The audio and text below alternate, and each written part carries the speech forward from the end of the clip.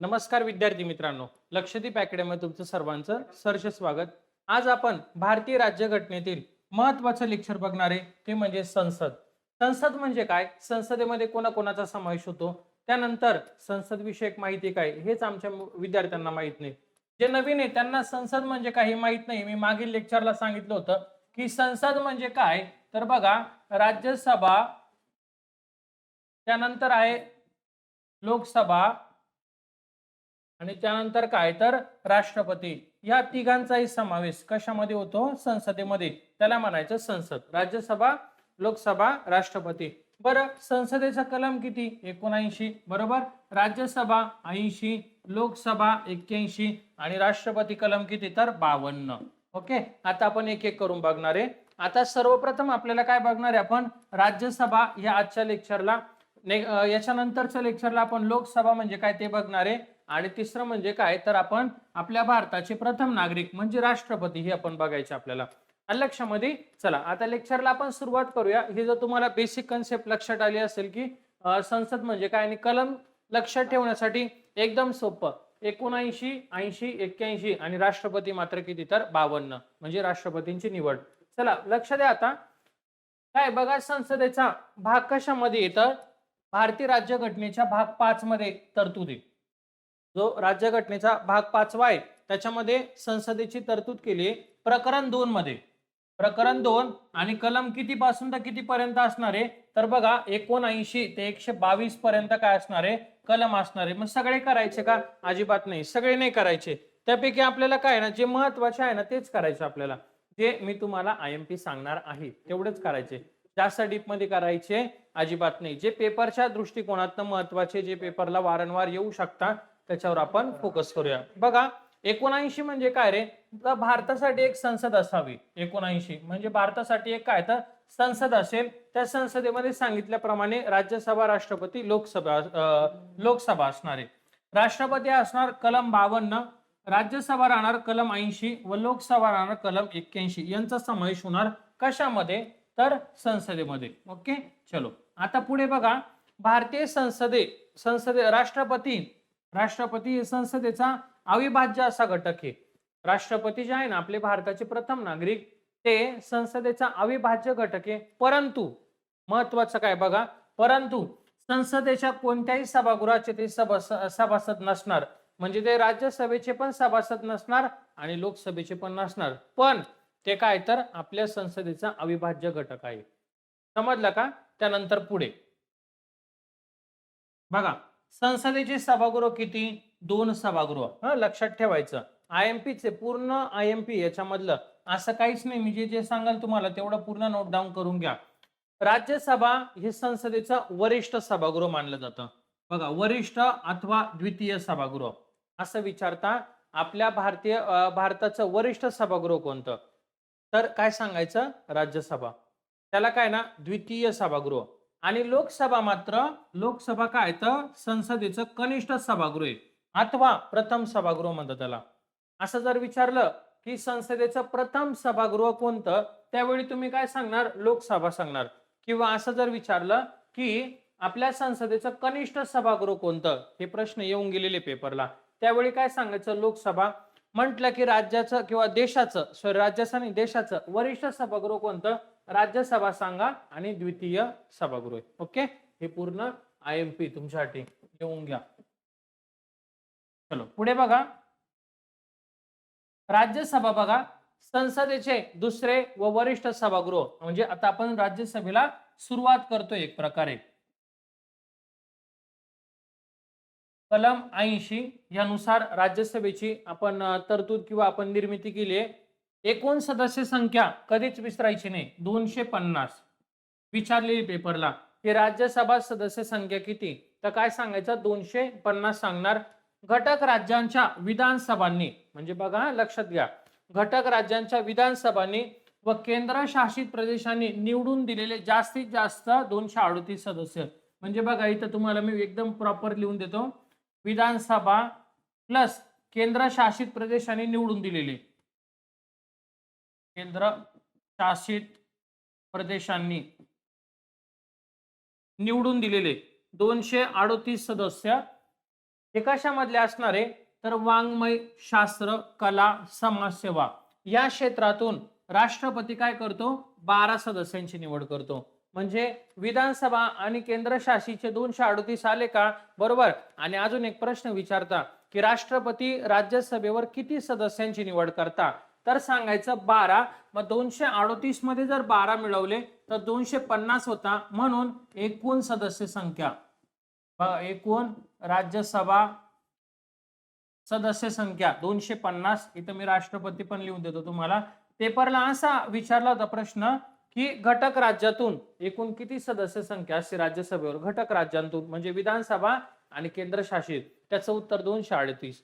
आणि एकूण जर विचारलं एकूण जर म्हणलं तर काय सांगायचं 250 सांगायचं. आणि असा पण प्रश्न येऊन गेलेला पेपरला की राष्ट्रपती राज्यसभेवर किती सदस्यांची निवड करता तर त्याचं योग्य उत्तर किती 12 सांगायचं. मग असं मिळून किती झाली टोटल 250 झाली. मग याच्यामधनं आपल्या महाराष्ट्रातले किती जाता सर्वाधिक कोणत्या राज्याचे उत्तर प्रदेश ते आपण पुढच्या स्लाइडला घेणार आहे. पण अगोदर हे समजून घ्या हे तुमच्यासाठी गरजेचं आहे. मग तुम्ही म्हणणार की सर 250 सदस्य संख्या आहे राज्यसभेची ही लिमिटेशन आहे ही काय ना मर्यादा आहे म्हणजे जास्तीत जास्त 251 का बरं नाहीये नाही ना तरतूद नाही तशी 250च राहणार. मग सध्याला किती सर तर बघा सध्याला राज्यसभा सदस्य संख्या 245 आहे. म्हणजे करंट मी तुम्हाला आता सांगतोय बरोबर. याच्यामध्ये काही कमी किंवा जास्त झाले तर आपण तसं अपडेट करतो. पण सध्या सदस्य संख्या किती आहे 245. आणि एकूण जर म्हटलं म्हणजे स्ट्रेंथ किती आहे तर 250 ची. आता जे आता करंट मध्ये एवढे. ओके चला पुढे लक्ष द्या. हा आता बघा सर्वाधिक कोणत्या राज्याचे सदस्य राज्यसभेवर जातात तर बघा उत्तर प्रदेशचे 31 सर्वाधिक आहे 31 सदस्य 31. त्यानंतर आपल्या महाराष्ट्रातून किती जातात रे तर आपल्या महाराष्ट्रातून 19 जातात. हे पहिले दोन आयएमपी करा. पहिले दोन आयएमपी हे पेपरला विचारले की महाराष्ट्रातून राज्यसभेवर किती सदस्य निवडले जातात तर 19 सदस्य निवडले जातात.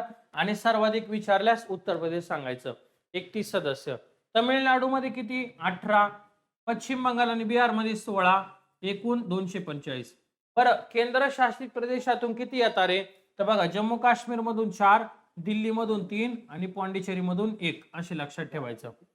जम्मू काश्मीर मध्ये किती 4, दिल्ली मधून 3 आणि पॉंडिचेरी मधून 1 सदस्य राज्यसभेवर निवडला जातो. आलं लक्षामध्ये.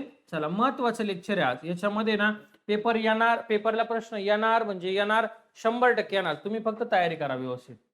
बघा राज्यसभेतील प्रतिनिधित्व राज्यसभा सदस्य होण्यासाठी काय पात्रता हा एक महत्वाचा आहे की जर तुम्ही म्हणले की मला राज्यसभा सदस्य व्हायचंय त्यासाठी काय पात्रता आहे सर ते सांगा की. मग ती पात्रता समजून घ्या किंवा लक्षात घ्या की राज्यसभा सदस्य होण्यासाठी पात्रता कलम 84 नुसार कलम किती 84 नुसार तो भारताचा नागरिक असावा.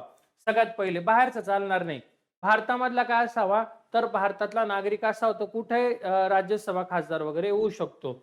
आणि वयवर्ष 30 वर्षांपेक्षा कमी नसावे म्हणजे कमीत कमी वयोमर्यादा किती असावी 30 वर्ष असावी. 30 वर्षांपेक्षा कमी चालणार नाही अजिबात चालणार नाही. संसदेमध्ये मान्य असलेल्या इतर अटींची पूर्तता असावी म्हणजे संसदेमध्ये ज्या ज्या गोष्टी आपण मान्य केल्या त्या सर्व अटींची काय करावी तर पूर्तता असावी. हे लक्षात ठेवायचं. याच्यामध्ये हा 30 वर्षाचा जो पॉइंट आहे तो आयएमपी करून घ्या. विधानसभेतील सदस्यांमार्फत निवड होते म्हणजेच कशी निवड होते रे बाळा तर प्रमाणशीर प्रतिनिधित्व एकल संक्रमण पद्धत. आता तुम्ही म्हणणार की सर एकल संक्रमण पद्धत म्हणजे कशी तर त्यांची निवडणूक पद्धत कशी राहते बघा 1, 2, 3, 4 असे ना सदस्य असतात बरं ना ज्यांनी अर्ज केलेला असतो की मला राज्यसभेत जायचंय. मग काय करता जे विधानसभेचे सदस्य आहे ना ते यांचा क्रम ठरवता याला 1 नंबर वोट इथं 2 नंबर इथं 3 नंबर इथं 4 नंबर परत आले 2, 3, 4 दुसरा एखादा सदस्य असेल ना तो काय करतो याला 1 नंबर इथं याला 2 नंबर इथं 3 नंबर इथं 4 नंबर अशी त्यांची पद्धत असते. आपण एवढं डीप मध्ये जायची अजिबात गरज नाही. आपण फक्त लक्षात काय ठेवायचं तर प्रमाणशीर प्रतिनिधित्व एकल संक्रमण पद्धतीने काय असते ना निवड केली जाते. कशामधनं तर विधानसभा सदस्यांमधून. विधान परिषद नाहीये विधान परिषदेचा इथं उल्लेख केलेला नाही. केंद्रशासित प्रदेशांचे सदस्य संसदेच्या निर्णयानुसार असतात. काय म्हणले केंद्रशासित प्रदेशांचे सदस्य हे संसदेच्या निर्णयानुसार असतात. त्यानंतर पुढे बघा कार्यकाल. आता कार्यकाल काय आहे ना, कलम 83 83 पोट 1 हा पॉइंट IMP करून घ्यायचा. हा पेपरला बऱ्याचदा प्रश्न आलेला आहे की राज्यसभेचा कार्यकाल किती असतो. बघा इथं लिहितो मी, राज्यसभेचा कार्यकाळ किती असतो. तर राज्यसभेचा कार्यकाल हा नसतो. राज्यसभा ही स्थायी सभागृह आहे. राज्यसभा काय तर स्थायी सभागृह, म्हणजे हे कधीही विसर्जित न होणार, कधीही विसर्जित न होणार हे सभागृह आहे. याचा राज्यसभेचा नसतो, मात्र राज्यसभा सदस्यांचा कालावधी असतो. बघा इथे लिहून देतो, राज्यसभा सदस्यांचा कालावधी, सदस्यांचा कालावधी किती राहतो तर 6 वर्ष. मी मुद्दामूनच लिहून दिले तुम्हाला हे 2 पॉइंट, आणि दोन्ही पण विचारता. जर असा प्रश्न आला की राज्यसभेचा कार्यकाल किती, तर अशा वेळी तुम्ही सांगा ते स्थायी सभागृह आहे. ऑप्शनला डायरेक्ट तुम्हाला हे राहणार आहे स्थायी सभागृह, किंवा असं एक ऑप्शन येईल तुम्हाला कधीही विसर्जित होत नाही. दोन्हीपैकी काहीतरी एक ऑप्शन येईल तुम्हाला. आणि राज्यसभा सदस्यांचा जर कालावधी जर आपल्याला पेपरला विचारला तर मात्र तुम्ही काय सांगणार, 6 वर्ष त्यांचा कालावधी. ओके, अशा पद्धतीने दर 2 वर्षांनी, बघा दर 2 वर्षांनी 1/3 सदस्य निवृत्त होतात राज्यसभेमधून. त्यांच्या जागी परत तेवढे सदस्य निवडले जातात. समजलं, दर 2 वर्षांनी 1/3 सदस्य निवृत्त होतात आणि त्यांच्या जागी नव्याने परत तेवढे सदस्य निवडले जातात राज्यसभेवर. समजला का? हे 2 पॉइंट IMP करून घ्या.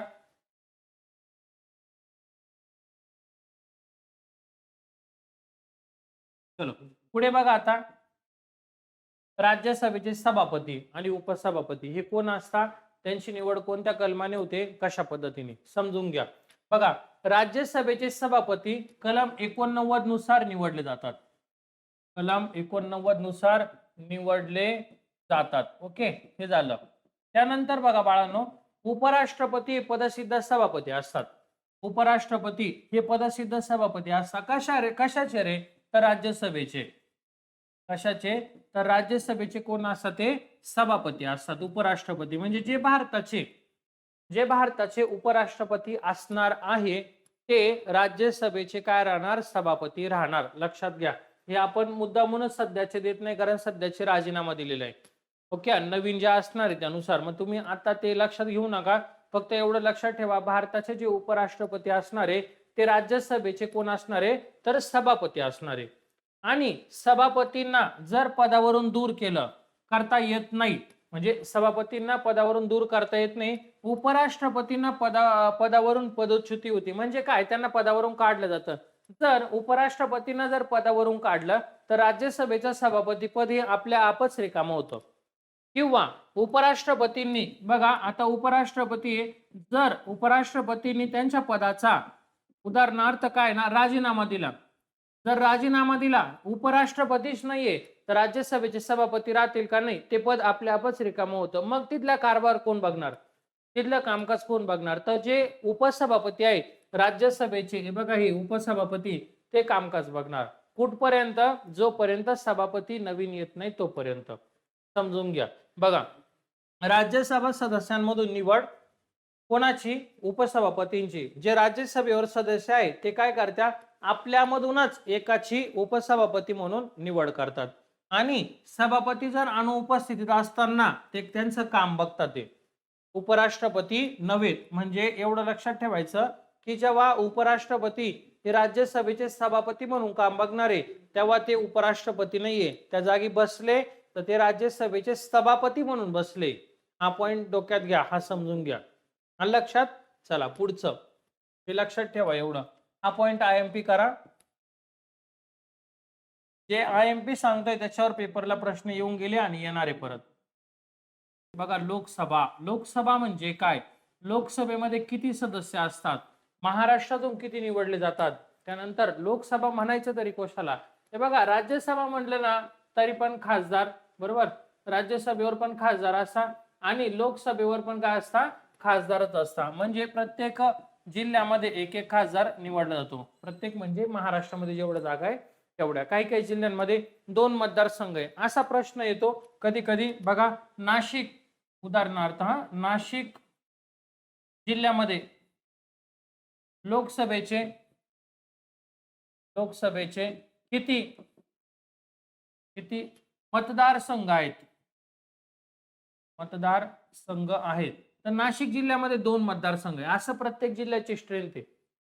बरं ना, प्रत्येक जिल्ह्याची वेगवेगळी स्ट्रेंथ आहे. ते आपल्याला एक एक करून बघायचंय. बघा म्हणजे राज्याची म्हणा किंवा जिल्ह्याची म्हणा. लोकसभा म्हणजे काय रे? तर कोणाच्या धर्तीवरनं घेतलं, म्हणजे कोणत्या देशाच्या धर्तीवरनं आपण घेतलं, तर इंग्लंड आणि कॅनडाच्या कॉमन सभागृहाच्या धर्तीवर भारतीय लोकसभेची निर्मिती केली. भारतीय लोकसभेची म्हणजे इंग्लंड जो देश आहे आणि कॅनडा जो देश आहे यांच्या कॉमन सभागृहाच्या धर्तीवर भारतीय लोकसभेची निर्मिती केली. लोकसभा हे संसदेचं जरी प्रथम व कनिष्ठ सभागृह आहे, म्हणजे कनिष्ठ जरी असलं तरी पण ते प्रथम सभागृह आहे. का बरं? लोकसभेची व्याख्या काय? लोकांनी निवडून दिलेले सदस्य, त्याला म्हणायचं लोकसभा. एकदम सरळ सोपी व्याख्या आहे, जास्त काही अवघड वगैरे करायची नाही आपण. या सभागृहामध्ये लोकांनी निवडून दिलेले प्रतिनिधी असतात, म्हणून त्यांना लोकसभा म्हणतात. म्हणून त्याला प्रथम सभागृह म्हणलंय संसदेचं. का? तर सामान्य माणसाने निवडून दिलेले सदस्य तिथे असतात. हे कनिष्ठ आहे पण कसं आहे, प्रथम आहे, कारण लोकांनी निवडून दिले ना, म्हणून. रचना कशी रे याची? कलम 81 नुसार लोकसभेची रचना आहे. 81 लोकसभेची सदस्य संख्या, कमाल सदस्य संख्या 550 निश्चित करण्यात आली. आता तुम्ही म्हणणार सर 550, अगोदर तर 552 होती ना, मग आता तुम्ही 550 कशी काय सांगताय? बरोबर आहे, जुन्या पुस्तकामध्ये 552च होते, परंतु अँग्लो इंडियन सदस्य पुरेसे मिळत नसल्याने त्यांचं सदस्यत्व राष्ट्रपतींनी रद्द केलंय. ते पुढे जाऊन आपण बघणार आहे. म्हणून सध्या लोकसभेची सदस्य संख्या जर विचारल्यास 550 इतकी सांगावी. मग यामध्ये घटक राज्य म्हणजे घटक राज्य किती? तर 28 घटक राज्य आपले. 28 घटक राज्य. या घटक राज्यांतून 530 आणि केंद्रशासित प्रदेशातून 20 असे एकूण जर विचारले आपल्याला 530 अधिक 20 बरोबर किती झाले? 550 झाली सदस्य संख्या. कशाची? तर लोकसभेची. मग पेपरला असाही प्रश्न येऊ शकतो की घटक राज्यातील, बघा यामध्ये घटक राज्यातील लोकसभेची सदस्य संख्या किती? तर घटक राज्य विचारल्यास 530 सांगा आणि केंद्रशासित म्हणले तर 20, म्हणजे एकूण झाले 550 झाले. ओके, अशा पद्धतीने लक्षात ठेवा. चला पुढे बघा आता आरक्षण कोणत्या जातीसाठी किती? बघा अनुसूचित जातीसाठी 84 जागा लोकसभेवर आणि अनुसूचित जमातीसाठी 47, अशा एकूण 131 जागा राखीव असतात. म्हणजे जर आपण टक्केवारीचा विचार केला तर 18.42% जागा काय असतात? तर राखीव असतात. बघा आरक्षण म्हणलंय अनुसूचित जाती 84 आणि अनुसूचित जमाती 47, अशा एकूण जागा किती रे बाळा? 131 जागा राखीव, म्हणजेच 18.42% या जागा काय तुमच्या राखीव असणार आहे. कलम 330 नुसार अनुसूचित जाती जमातीसाठी जागा राखीव असतात. कलम 330 नुसार काय? अनुसूचित जाती जमातींसाठी जागा राखीव असतात. कलम 331 नुसार अँग्लो इंडियन जमातीचे प्रतिनिधित्व रद्द केले. ही तारीख लक्षात ठेवायची. ही तारीख IMP करूया आपण. बघा अँग्लो इंडियन सदस्य रद्द कधी झाले? 25 जानेवारी 2020 ला रद्द झाले. 25 जानेवारी 2020 ला 104व्या घटना दुरुस्तीनुसार.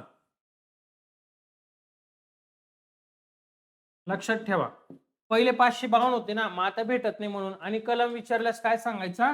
तर 131 सांगणार तुम्ही. त्यानंतर बघा पुढे अँग्लो इंडियन समाजाचे आरक्षण रद्द. कलम 331 नुसार अँग्लो इंडियन जमातीचे, अँग्लो इंडियन म्हणजे काय हेच आम्हाला माहित नाही मुळात. अँग्लो इंडियन म्हणजे आई किंवा वडील भारताचे, एक भारताचं आणि एक बाहेर देशाचं, बरं ना, किंवा त्यांचे पूर्वज, काहीतरी ब्लड रिलेशन लागलं पाहिजे, त्याला काय म्हणायचं? अँग्लो इंडियन म्हणायचं. मग आता हे पुरेसे प्रतिनिधी आपल्याला भेटतच नव्हते.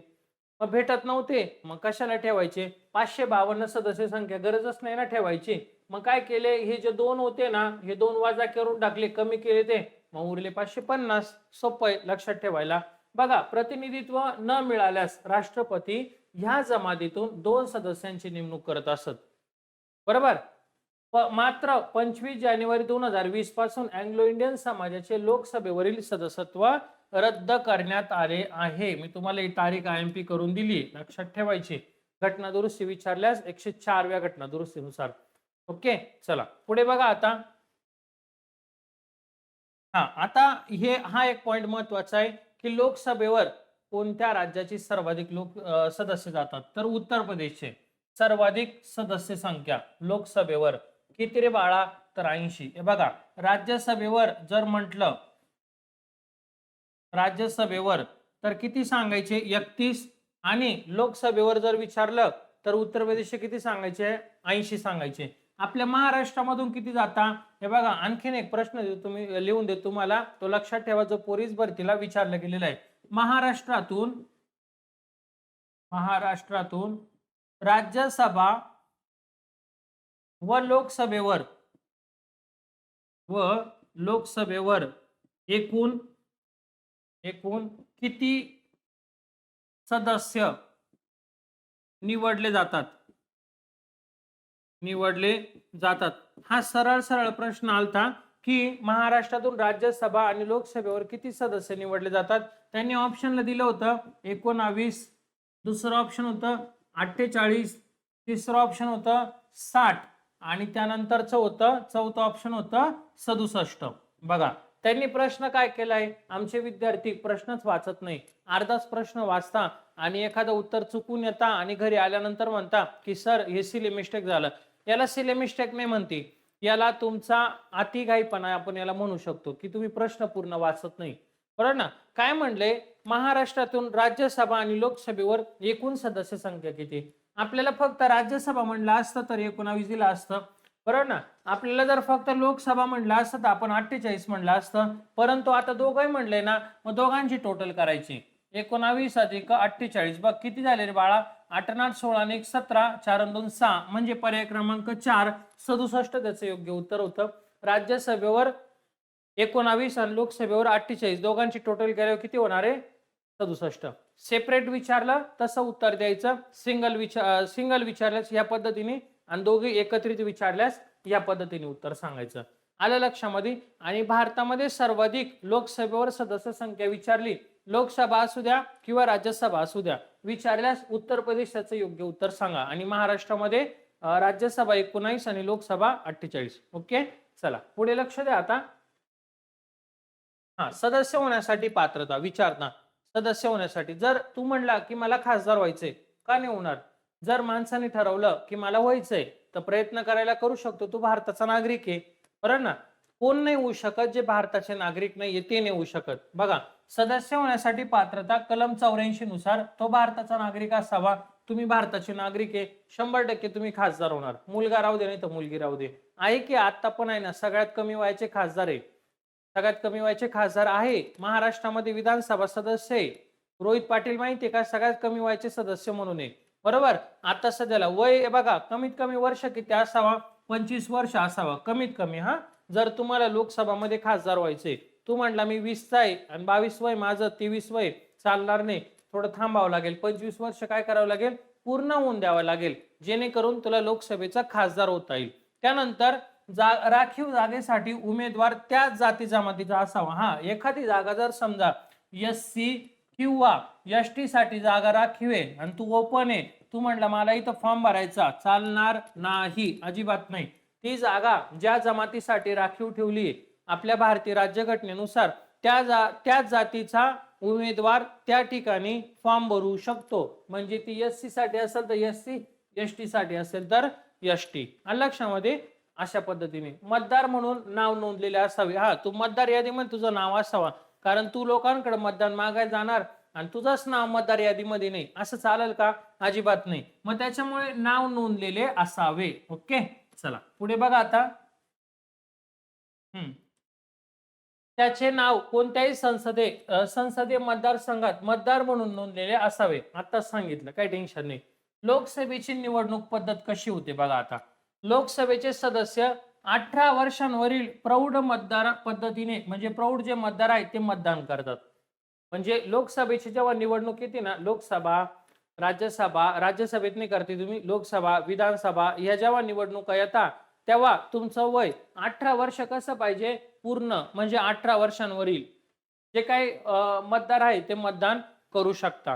पुढे बघा, हे सदस्य एक सदस्य मतदारसंघातून निवडले जातात. ही निवडणूक गुप्त मतदान पद्धतीने व साध्या बहुमताने होते. ही निवडणूक कशी होते बाळा, तर गुप्त मतदान पद्धतीने आणि सरळ साध्या बहुमताने होते. लोकसभेचा कार्यकाल विचारल्यास कलम 83 पोट कलम 2 सर्वसाधारण स्थितीमध्ये 5 वर्ष, आणीबाणीच्या काळात किती होऊ शकतो त्याची काही जसं घटनेमध्ये तरतूद दिलेली नाहीये. म्हणजे लोकसभेचा कार्यकाल विचारल्यास काय सांगायचा, 5 वर्ष सांगायचा. किती वर्ष, 5 वर्ष. आणीबाणीचं येणार नाही, काळजी नका करू. त्यानंतर राजीनामा. जर एखादा सदस्य तो म्हणला मला नाही राहायचं, मला खासदार नाही राहायचं, मला राजीनामा द्यायचा आहे, मग तो राजीनामा कोणाकडे तरी द्यावा लागेल की नाही, बरोबर ना. मग राजीनामा कोणाकडे द्यायचा, बघा सदस्य राजीनामा लोकसभा अध्यक्षांकडे देतात.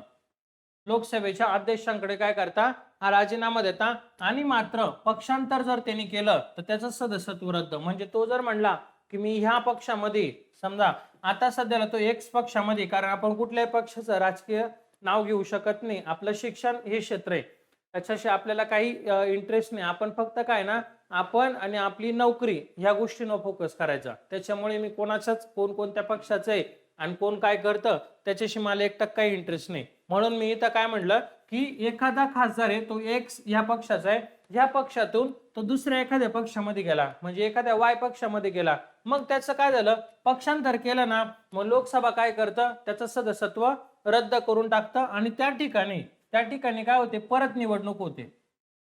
त्या ठिकाणी परत पोट निवडणूक होते, त्याला म्हणायचं पोट निवडणूक. आणखीन एखादा जर सदस्य आहे त्याचं अचानकपणे निधन झालं तर त्या ठिकाणी पण निवडणूक होते. लक्षात ठेवा, एखादा सदस्य असेल त्याचं जर निधन झालं तर ते निधन झाल्याच्या नंतर तिथं पण निवडणूक होते, त्याला म्हणायचं पोट निवडणूक. अशा पद्धतीने समजलं का, पक्षांतर केलं, सदस्यत्व रद्द, आणि त्याला स्वतःहून जर तो म्हणला मला नाही राहायचं तर नको राहू, काय टेन्शन घेतो, लोकसभा अध्यक्षांकडे जाय, तुझा राजीनामा देऊन टाक. अशा पद्धतीने लक्षात ठेवा राजीनामा आणि सदस्यत्व. ओके, चला पुढे बघा. आता लोकसभेचं अधिवेशन महत्वाचं आहे. लोकसभेचं अधिवेशन कलम 85, संसदेच्या प्रत्येक सभागृहाची बैठक बोलवण्याचा अधिकार राष्ट्रपतींना आहे. IMP करून ठेवा. काय म्हणलंय, संसदेच्या, संसद म्हणजे कोण, तर राज्यसभा आणि लोकसभा, संसदेच्या प्रत्येक सभागृहाची जर बैठक बोलवायची असेल तर त्याचा अधिकार कोणाला आहे, तर राष्ट्रपतींना आहे बाळांनो. मग 2 अधिवेशनांमध्ये 180 दिवसांपेक्षा अंतर नसावे. 180 दिवस म्हणजे किती, तर 6 महिन्यांपेक्षा जास्त काळ असू नये, असे संकेत असतात. बघा, जर 2 अधिवेशन आहे, म्हणजे एक जर अधिवेशन आता झालं तर पुढचं जे अधिवेशन आहे ते 180 दिवसांच्या अंतरावर असलं पाहिजे, त्याच्यापेक्षा जास्त अंतर नकोय. म्हणजे वर्षातून कमीत कमी किती अधिवेशन, 2 अधिवेशन झालेच पाहिजे. किती अधिवेशन झाले पाहिजे बाळा, तर 2 अधिवेशन हे झालेच पाहिजे.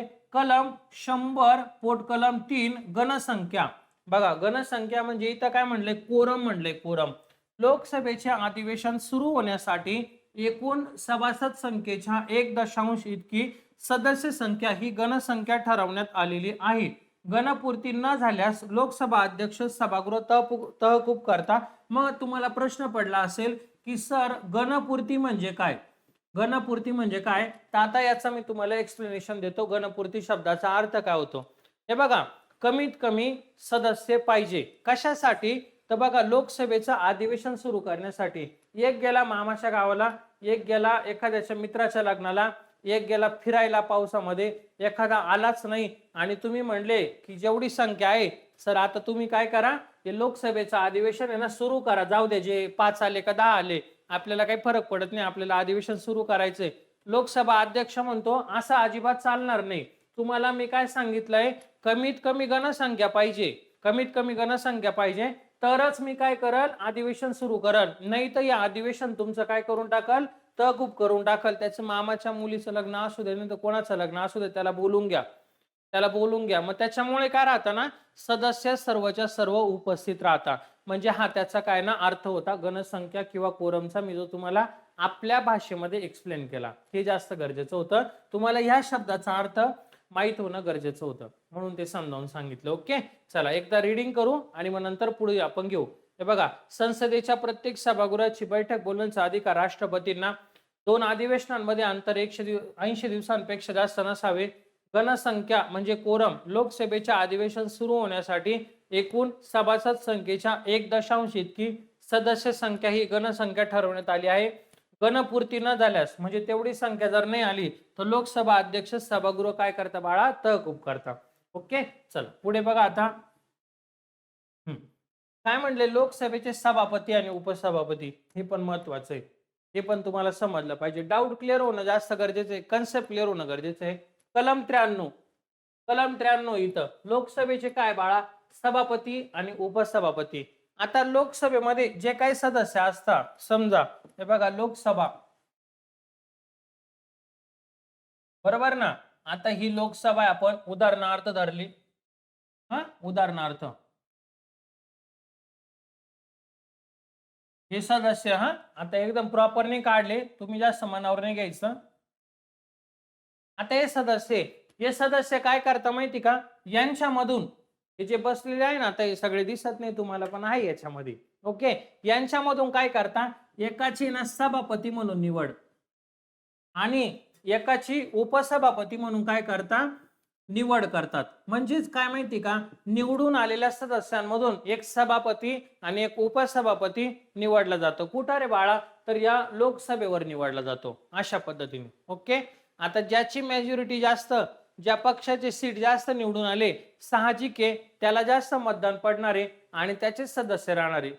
ज्याची मेजॉरिटी कमी, त्याचा उमेदवार जरी दिला तो लोकसभेचा सभापती होईल का, नाही होणार. साहजिक आहे ना. मग लक्षात ठेवायचं प्रॅक्टिकली की ज्याचे सदस्य, ज्याचे पक्ष मोठा, ज्याचे निवडून आलेले सदस्य जास्त, तर ते त्याच्यामध्ये काय असताना एक सभापती आणि एकाची उपसभापती म्हणून काय होती, निवड होती. बघा इथं सभापती व एका सभापतीची निवड म्हणून निवड करतात आपल्यापैकी, म्हणजे काय, निवडून आलेल्या सदस्यांमधून. असं सरळ सरळ सोप्या भाषेत लक्षात ठेवायचं.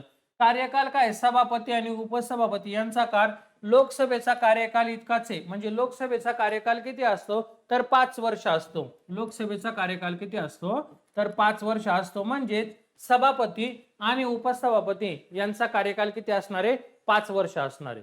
किती असणार आहे, 5 वर्ष. बघा राजीनामा, आता आहे ना लोकसभेचा सभापती म्हणतो मला नाही राहायचं, तो काय म्हणतो, मला लोकसभेचा अध्यक्ष म्हणून मला राहायचं नाही, मी वैतागलो, सगळ्यांना सांगून बघ कोणी ऐकत नाही. मग उपसभापती काय म्हणतो, तुला नाही राहायचं काय हरकत नाही, तुझा राजीनामा माझ्याकडे दे. मग बघा लोकसभेचे सभापती जर राजीनामा असेल ना तर कोणाकडे देतात, उपसभापतींकडे. लक्षात ठेवायचं, सभापती राजीनामा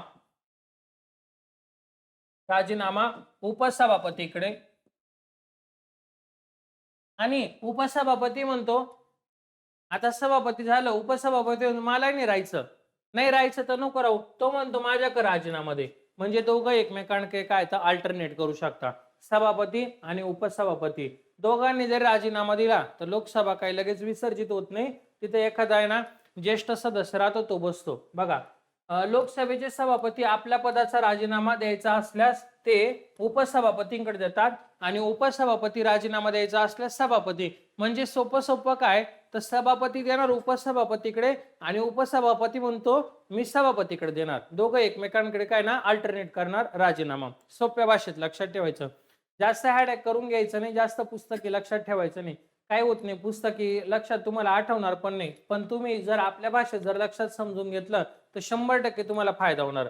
बघा उपसभापती आपला राजीनामा सभापतींकडे झाला. हा कलम 94. आता कलम 94 काय म्हणतो बघा रे, पदोच्युती म्हणजे लोकसभेचा अध्यक्ष उपाध्यक्ष यांना पदावरून दूर करायचे. आपण काय म्हटलं की आता लोकसभेचे अध्यक्ष उपाध्यक्ष आपला ऐकूनच घेत नाहीये. आपण किती प्रश्न केला तरी पण ते नाहीच म्हणता, म्हणजे ऐकूनच घेत नाही. मग सगळ्यांनी ठरवलं की आता यांना पदावरून काढून टाकायचं, सभापतीला आणि उपसभापतीला. मग कसं काढायचं, तर बघा लोकसभेच्या त्यावेळच्या सर्व सदस्यांच्या बहुमताने तो ठराव संमत व्हावा लागतो. आणि मात्र पुढच्या स्लाइडला आहे ते पण बघणार आहे आपण. बघा मात्र काय, लोकसभेने संमत अगर असंमत केलेले प्रत्येक विधेयक सभापतींच्या स्वाक्षरीशिवाय राज्यसभा व राष्ट्रपतींकडे जात नाही. जात नाही. ओके. त्यानंतर संसदेचं संयुक्त अधिवेशन कलम 108 नुसार.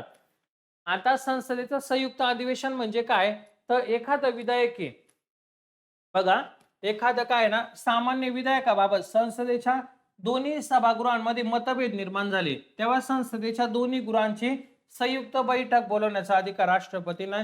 म्हणजे काय झालं ना, राज्यसभा आणि लोकसभा या दोघांमध्ये मतभेद झाले. हा म्हणतो माझं खरं, तो म्हणतो माझं खरं.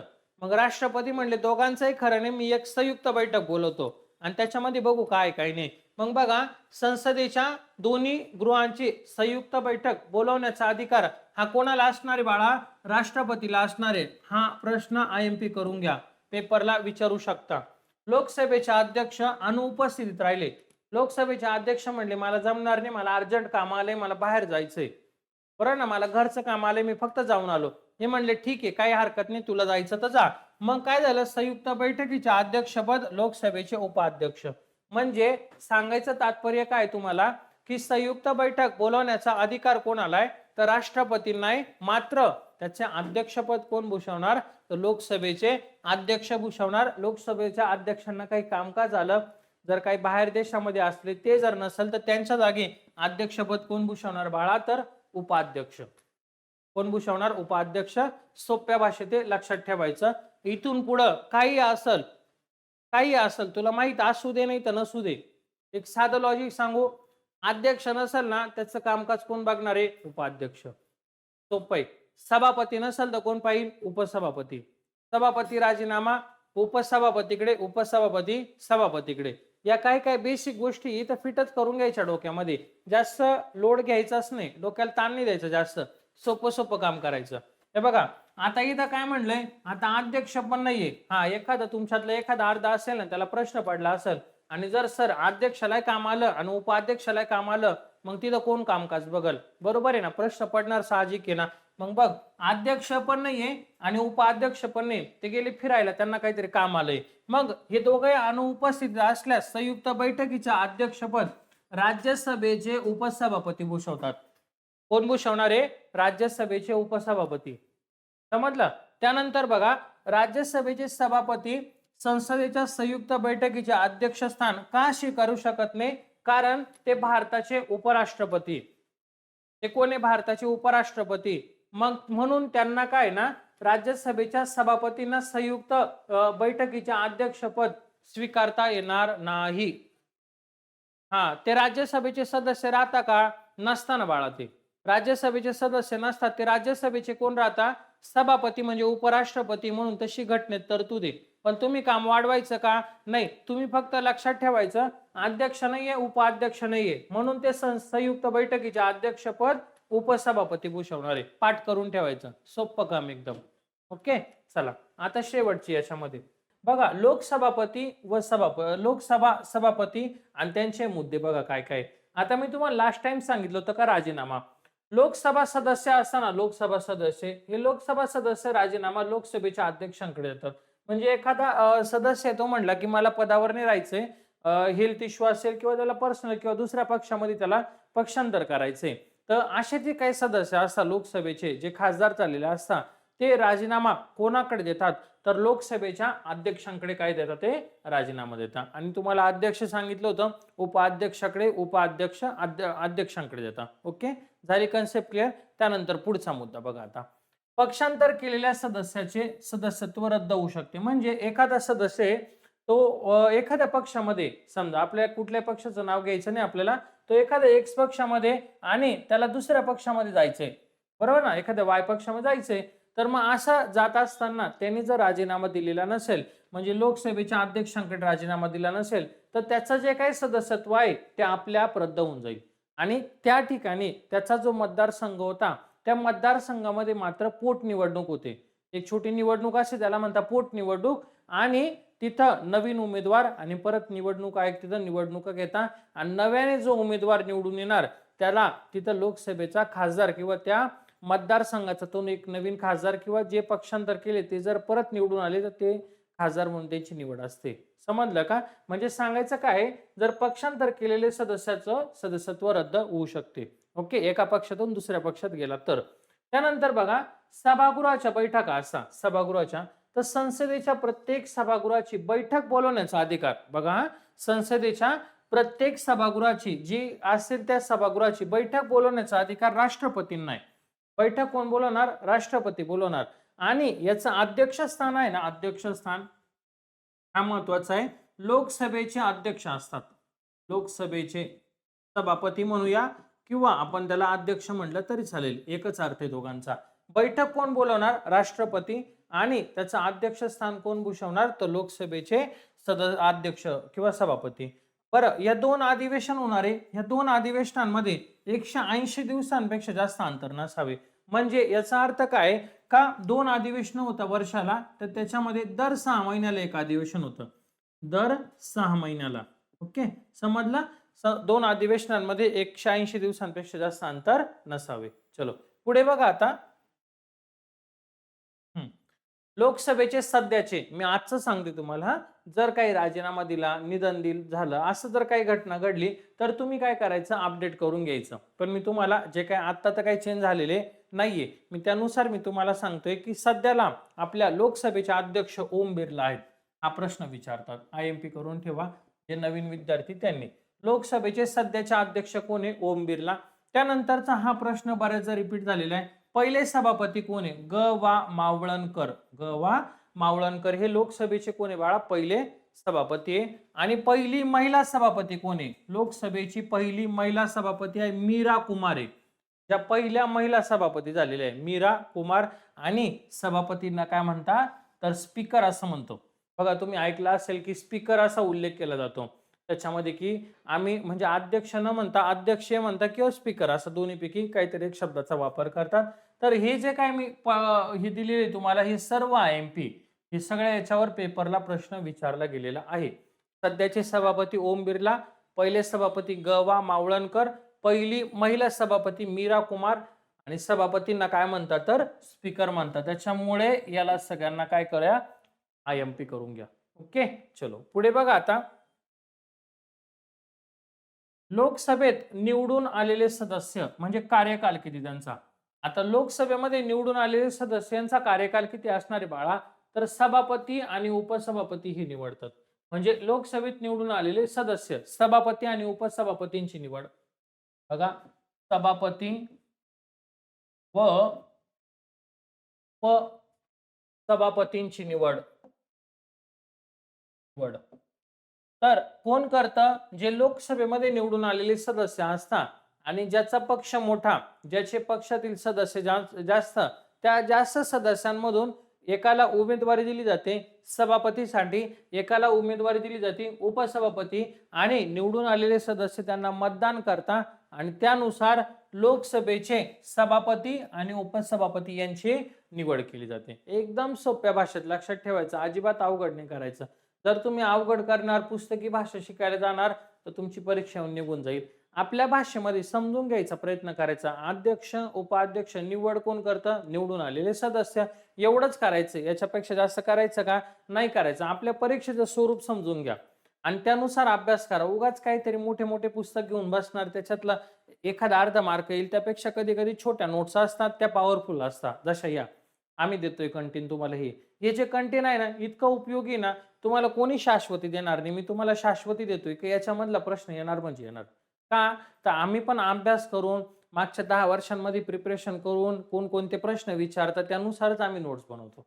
ओके, बघा पुढे बघा. कार्यकाल किती राहतो या दोघांचा? 5 वर्ष. सभापती आणि उपसभापती या दोघांचा कार्यकाल जर विचारला तर 5 वर्ष सांगायचा. तसंच सभापती राजीनामा कोणाकडे देतात? बघा, लोकसभेचे सभापती हे राजीनामा देतात उपसभापतींकडे. ओके, समजलं सर. आणि सभापती राजीनामा कोणाकडे देतात? सॉरी, उपसभापती राजीनामा कोणाकडे देतात? तर सभापतींकडे. मी तुम्हाला लास्ट टाइम सांगितलं होतं, राष्ट्रपती उपराष्ट्रपतींकडे राजीनामा देतात, उपराष्ट्रपती राष्ट्रपतींकडे देतात. सेम आहे इथं. इथं काय, सभापती ते म्हणतात मला पदावर राहायचं नाही, नको राहू, काही टेन्शन नाही. सभापती ते म्हणले राजीनामा घेऊन टाका, मग राजीनामा घेऊन तर आले, मग द्यायचा कोणाकडं? मग त्यांनी दिला उपसभापतींकडे राजीनामा दिला. चालतंय, काय हरकत नाही. आता उपसभापती म्हणताय मला राहायचं नाही पदावर, मला राहायचं नाही पदावर, मला माझ्या पदाचा राजीनामा द्यायचा आहे. सभापती म्हणले ठीक आहे, देऊन टाक राजीनामा, काहीच हरकत नाही. सांगायचं तात्पर्य काय का सभापती राजीनामा देता उपसभापतींकडे आणि उपसभापती राजीनामा देता सभापतींकडे. ओके, कन्सेप्ट क्लिअर झाली. एवढंच लक्षात ठेवायचं. राष्ट्रपती उपराष्ट्रपतींकडे, उपराष्ट्रपती राष्ट्रपतींकडे, अशा पद्धतीने. चलो पुढे बघा आता. आता महत्वाचा पॉइंट, धनविधेयक. धनविधेयक म्हणजे काय? पैसा, मनी संदर्भात. खूप महत्वाचे, पेपरला विचारतात धनविधेयक. आता हे धनविधेयक आहे की नाहीये, म्हणजे पैशा संदर्भात आहे की नाहीये, हे ठरवण्याचा अधिकार कोणाला आहे? सगळ्यात पहिला मुद्दा. तुम्ही जर एखादं बिल घेऊन गेले आणि तिथं म्हणले हे धनविधेयक आहे, बरं ते आहे की नाही बघावं लागेल की नाही. मग ते धनविधेयक आहे की नाही हे ठरवण्याचा अधिकार लोकसभेच्या अध्यक्षांना आहे. लोकसभेच्या अध्यक्षांना. बघा, लोकसभा हे खूप आपलं पॉवरफुल सभागृह आहे. कारण का माहिती का, त्याला सामान्य जनता निवडून दिलेले तिथं खासदार आहे. राज्यसभेमध्ये आपण निवडून देतो का? नाही, ते वरच्या लेवलला निवडून तिथं जातात. लोकसभा म्हणजे लोकांनी निवडून दिलेले सदस्य असतात. मग म्हणून त्या अध्यक्षांना एवढे अधिकार आहे. एखादे धनविधेयक आहे किंवा नाही ठरवण्याचा अधिकार कोणाला? तर लोकसभेच्या अध्यक्षांना. ओके, त्यानंतर बघा, संसदेच्या दोन्ही सभागृहांमध्ये, दोन्ही म्हणजे राज्यसभा आणि लोकसभा, ह्या दोन्ही सभागृहांमध्ये जर मतभेद निर्माण होत आहे, काय होत आहे? मतभेद निर्माण होत आहे, तर संयुक्त बैठक बोलवण्याचा अधिकार राष्ट्रपती नाही. म्हणजे एखादं विधेयक असतं, एखादं विधेयक लोकसभा एक वेगळंच म्हणती, राज्यसभा वेगळंच म्हणती, दोघांचे झाले मतभेद. दोघांचे काय झाले? मतभेद. बघा इथं म्हटले संसदेच्या दोन्ही सभागृह, राज्यसभा लोकसभा. मग आता मतभेद निर्माण झाल्याच्या नंतर कोणाला तरी पुढाकार घ्यावा लागेल, काहीतरी अधिवेशन बोलावं लागेल. मग त्या अधिवेशनाचं नाव काय? तर संयुक्त बैठक बोलवण्याचा अधिकार. संयुक्त बैठक बोलवण्याचा अधिकार हा कोणाला आहे? तर राष्ट्रपती नाही. राष्ट्रपती म्हणता चला हरकत नाही, आता काय करूया आपण, संयुक्त बैठक बोलूया. मग संयुक्त बैठक बोलवली कोणी? तर राष्ट्रपतींनी.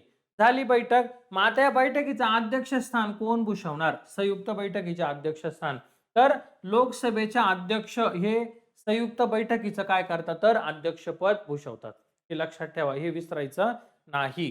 त्यानंतर अध्यक्ष जर काही कामानिमित्त किंवा जर त्यांची आजारी असेल, तब्येत बरी नसेल, काही जर गोष्टी असेल, ते जर नाहीये समजा जागेवर, संयुक्त बैठक बोलवली आहे पण ते जागेवर नाहीये, मग त्या अध्यक्ष नसेल तर त्यांचं जागी अध्यक्षस्थान कोण भूषवणार? तर लोकसभेचे उपाध्यक्ष. लोकसभेचे उपाध्यक्ष. समजतंय? अध्यक्ष नाही तर कोण भूषवणार? उपाध्यक्ष भूषवणार. आता दोघं पण नाहीये, अध्यक्ष पण नाहीये आणि उपाध्यक्ष पण नाही, दोघं गेले बाहेर कामानिमित्त. समजतंय? मग आता दोघे कामानिमित्त गेले बाहेर, मग आता कोण भूषवणार? तर बघा, अध्यक्ष उपाध्यक्ष दोघे अनुपस्थित असल्यास राज्यसभेचे उपसभापती हे अध्यक्षस्थान भूषवतात. कोण भूषवतं? राज्यसभेचे उपसभापती हे अध्यक्षस्थान भूषवणारे. समजतंय? चलो ओके, पुढे बघा आता. धनविधेयक कलम काय? धनविधेयकचा 110. 110 हा कलम आहे, याला आयएमपी करा. धनविधेयक. धनविधेयक प्रथम कुठे मांडलं जातं? तर लोकसभेमध्ये मांडलं जातं. हा पॉइंट आयएमपी करा. हा पॉइंट आयएमपी करा. धनविधेयक प्रथम कुठे मांडलं जातं? तर बाळा लोकसभेमध्ये मांडलं जातं.